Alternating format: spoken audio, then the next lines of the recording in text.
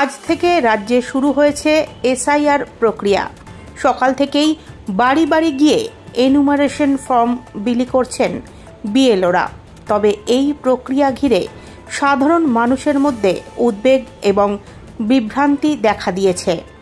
এই আবহেই আজ দুপুর ৩টে নাগাদ কলকাতার রাজপথে নেমে পড়লেন মুখ্যমন্ত্রী তথা তৃণমূল কংগ্রেস নেত্রী মমতা বন্দ্যোপাধ্যায়। সঙ্গে রয়েছেন দলের সর্বভারতীয় সাধারণ সম্পাদক অভিষেক বন্দ্যোপাধ্যায়। রেড রোডে আম্বেদকর মূর্তিতে পুষ্পার্ঘ্য অর্পণ করে শুরু হয় মিছিল। মিছিলের গন্তব্য জোড়াসাঁকো ঠাকুরবাড়ি।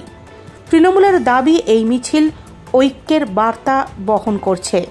ধর্ম, জাতি ও সম্প্রদায় নির্বিশেষে সকলেই একত্রিত হয়েছেন এতে। মিছিলে যোগ দিয়েছেন বিভিন্ন ধর্মীয় সম্প্রদায়ের প্রতিনিধিরা এবং এসআইআর আতঙ্কে মৃতদের পরিজনরাও।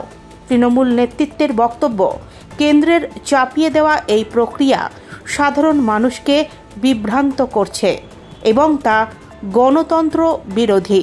অন্যদিকে বিজেপির পক্ষ থেকে জানানো হয়েছে, এসআইআর কেবলমাত্র নাগরিক সুবিধা নিশ্চিত করার উদ্দেশ্যে একটি ডেটা আপডেট প্রক্রিয়া।